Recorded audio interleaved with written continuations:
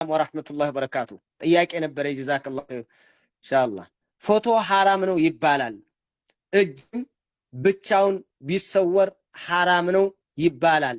ግን በሰለፍዮች ቻናል ላይ የህፃን ልጅ እጅ ወይም የሴት እጅ ጓንት ለብሰው አንድ እጅ ብቻ ያለውን ሲለቁ አያለሁ እና ህፃን ልጅም እግር ወይም እጅ ፕሮፋይል ያደርጉታል።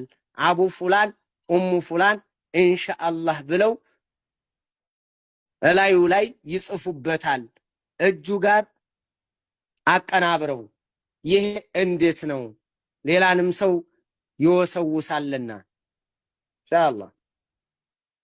ውስወሳው ሌላ ከመሆኑ ጋር ዋናው ግን ሱራ ላይ ሱራ የሚሆነው ከአንገት በላይ ያለ ነው።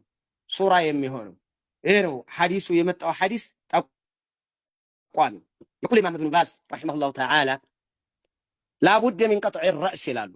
አንድ ህይወት ያለው ነገር ራሱ ከራሱ በላይ ተቆርጦ ከጠፋ ችግር የለም። ይሄን እንግዲህ በሆነ ነገር ማበስ በቀለም አቅልሞ ማጥፋት ማለት ነው። ከዛ በታች ያለው ሰውነቱ ቢታይ ችግር የለም።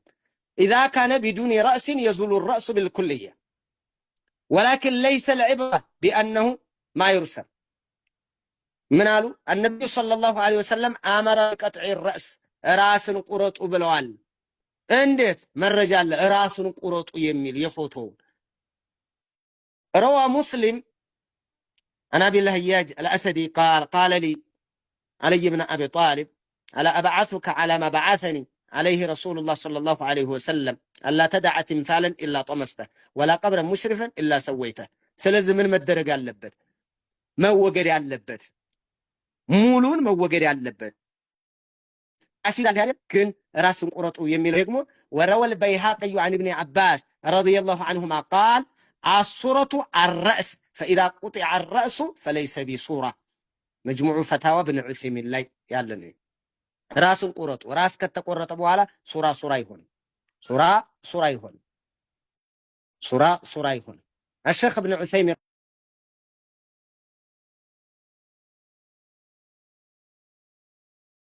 الذي تتبين له صورة رغم ما هنالك من أعضاء ورقبة ولكن ليس فيه عيون وعانف حتى راسه عفنجا كلل يهي عينه منه كتوقده فما فيه بأس تقري لم يلالو لأن هذا لا يضاهي خلق الله አይሆንም እና የሚሉታላችሁ ዋናው ግን ካሚል የሚሆነው ከአንገቱ በላይ ያለው ራሱ አለመኖር ይሄ ነው ዋና ይሄ ነው።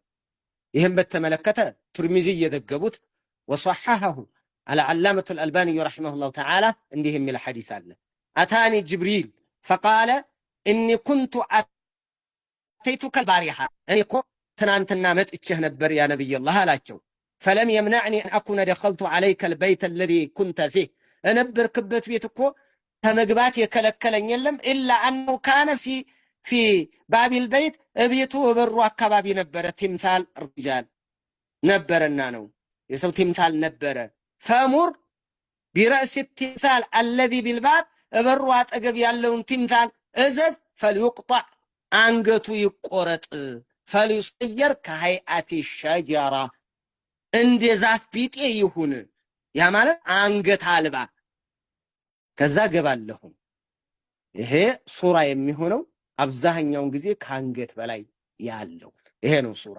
እጅ እግር እነዚህ ወገብ ምናምን ይሄ ሱራ አይሆንም። የሴት ልጅ ከሆነ አጅነቢ ከሆነ አደጋ ነው።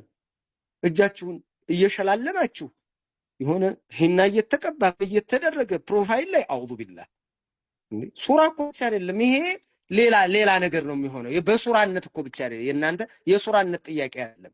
ሴት ልጅ ሰውነቷን ኒቃብ ልበሽ እየተባለች እናንተ እየተባለች እንዴት ታደርጋለች? በቋንተም ይወሰውሳል። ጥሩ አይደለም። በቃ ጥሩ አይደለም። ጥንቃቄ አድርጉ። ይሄንን ጥንቃቄ አድርጉ። እንደ ሱራ ግን ማዕናው ይሄ ነው። እንደ ሱራ የሚሆነው እንደ ሱራ ጥያቄ ከአንገት በላይ ያለው ይሄ ነው።